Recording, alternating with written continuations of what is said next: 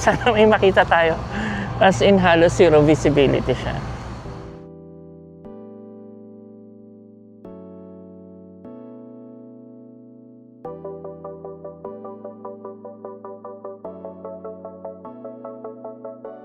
Good afternoon, hello friends, and this is a continuation of our Sapa adventure, and of course we're kicking it off with a quick room tour. I am staying here at D Home Sapa. I think it's D Home Sapa 1, and this is the room. So we have electronic card and then switches for the lights. Nagpapalit ng kulay. And then, it's a big bed. Ano ba ito? Plastic to. And then, we have a mirror. Our luggage is here. We have, a rocking chair na pwedeng pagpahingahan. And, hindi pa natin nakikita ngayon, but, this one, actually, has a view of the train, yung katulad nun sa yung katulad nung sa Viet Trekking. So katabi lang nito yung Viet Trekking. We'll get that same view. For hot water, hair dryer, towels, and very simple lang. Meron tayo ditong bathtub na hindi ko alam kung working to. Oh, they gave us water. Nice. Then we have AC. Bakit dalawa yung dryer? And then we have another dryer here. And then this is the toilet. This is our quick room tour. Ang agenda ko muna today is, ay Lord, magpahinga. It's been a long trip. Hindi ako nakatulog dun sa flight. It was a good flight. I tried sleeping dun sa airport to wait for the HK sleeper bus, pero medyo matagal siya. The sleeper bus, medyo matangkad ako for it, but it was okay. Meron siyang, if I'm not mistaken, 2 or 3 stopovers, which tinulugan ko yun lahat. And then, pagdating dito, sa Sapa terminal nila, or yung kanilang station, pagbaba mo is they actually ask you kung saang hotel ka, which was nice kasi kinakabahan ako dun sa part na yon. And then, in a few minutes naman, ino-organize lang nila yung flow.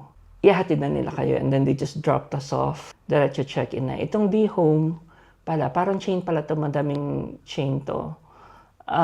So, wala kang front desk, wala kang concierge. Self-service siya. So, they open the door dito. They give you everything sa WhatsApp.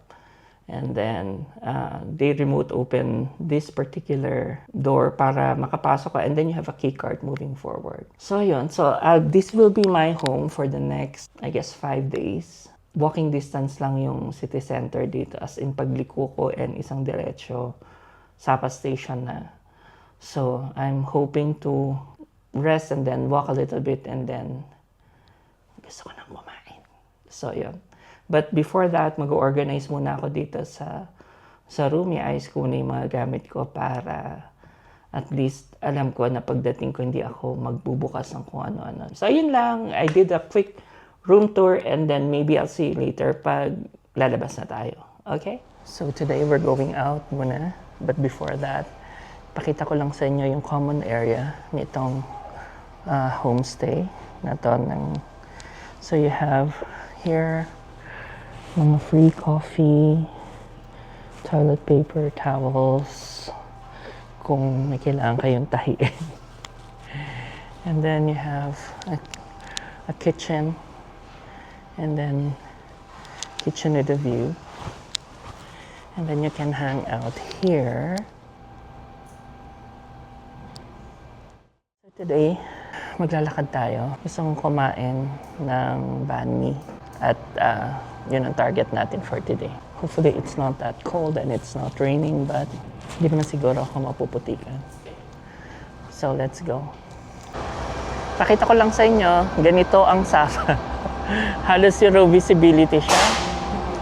Ayan. So, ito yung property. Ayan.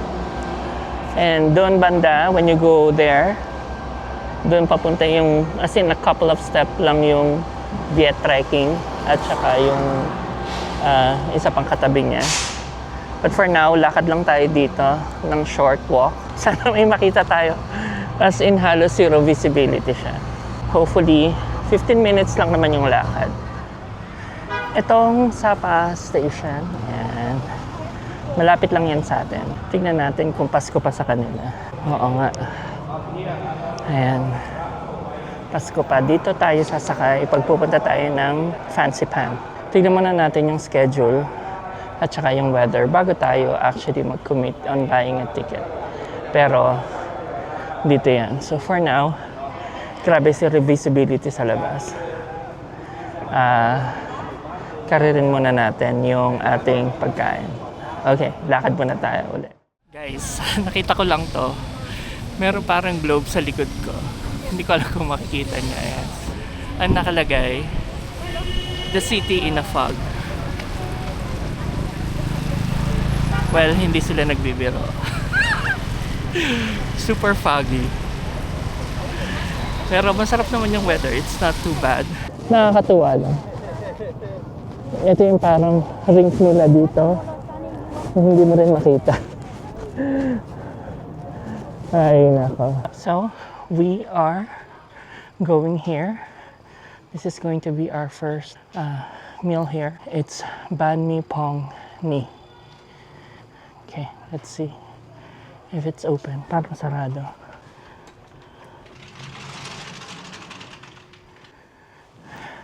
Nakakatakot. Xin chào. Hello. Thank you. Okay, I'll have this one and then salt coffee, please. Coffee, cold or Hot, please. hot, yes. Thank you. So we are here at Phong Ni Bread. This is their selection. I'm ordering the mixed bread and no spicy. No spicy. Thank you. And then I'll have the salt coffee. Ito ang ating first meal. I hope it's good. I-share ko nga pala na kanina, naglalakad ako. Papunta dito. This is like what, 10-minute walk lang to. As in literally, wala kang makita.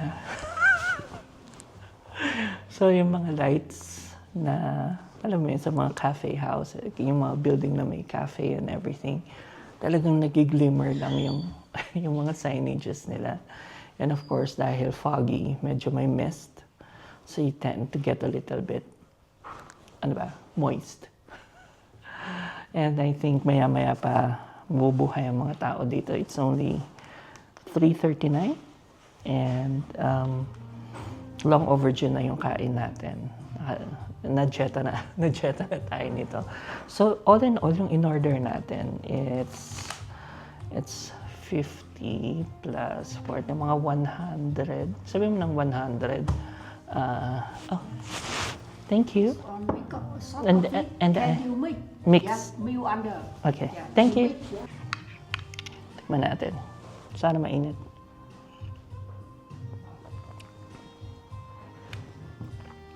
Holy crap, ang tapang. Pero masarap.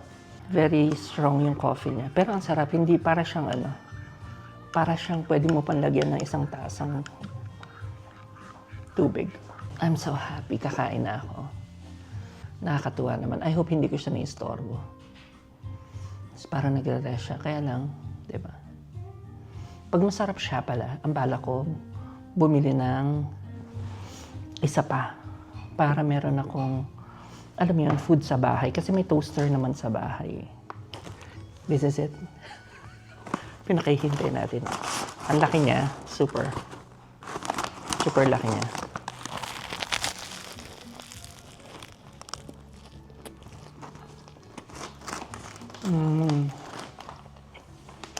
Oh my God. My goodness. Ang sarap.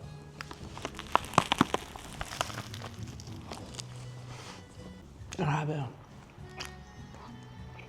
Oh, it's so good.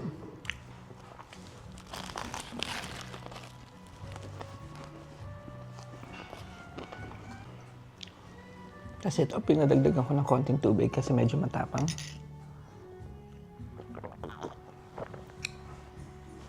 Parang kaya pa niya kahit isang pixel pa.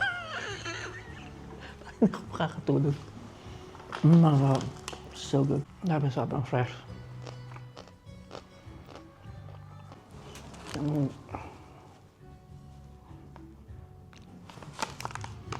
Ito yung mix. Meron siya lahat.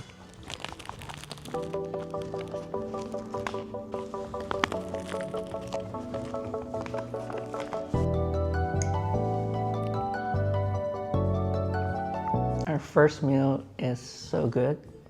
Successful ang ating banh mi craving is satisfied. Ilalagay ko dun sa baba yung pangalan ng store. And if you like to try it, I highly recommend it. Super sarap, super fresh.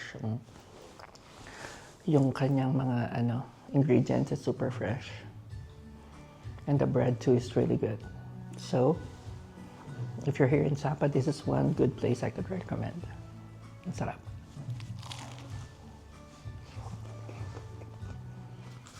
Can I have fried rice with chicken? The spring roll, please. Thank you. And then Abeyo Sapa restaurant.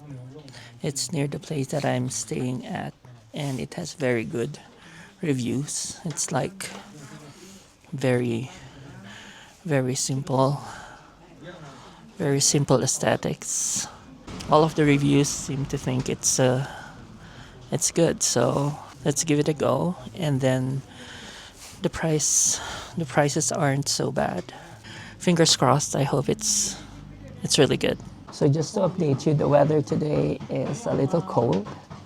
I think the real feel at the moment, it's 6:38. It's around 3 degrees, and we have our puffer jackets on. What's adding to the cold is umuulan pa.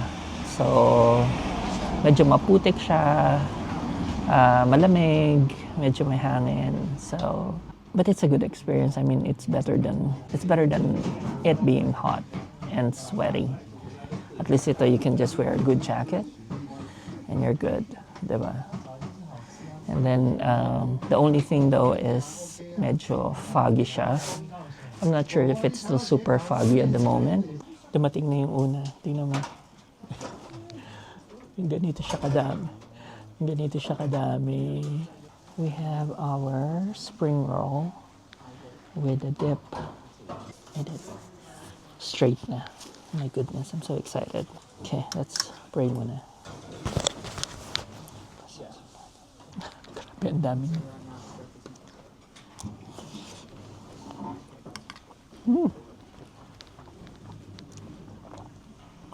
In fairness, masarap.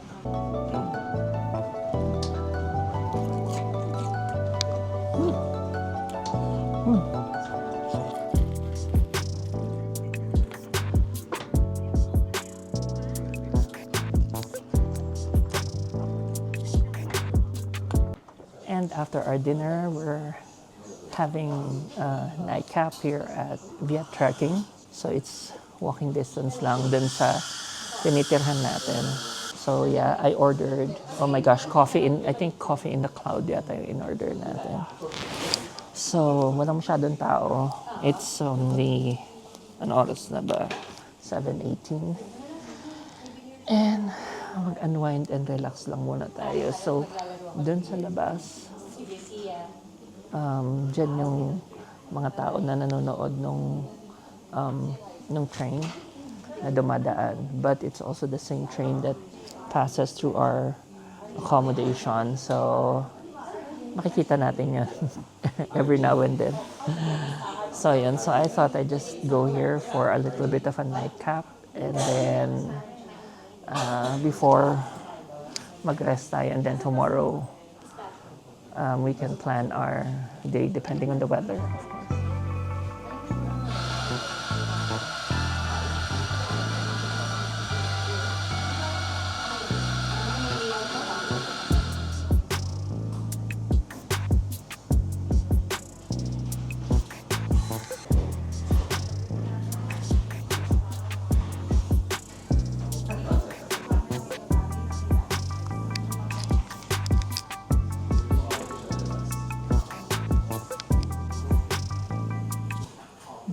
our coffee on a cloud.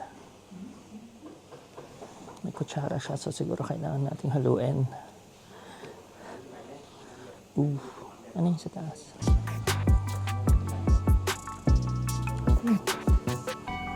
Parang cream.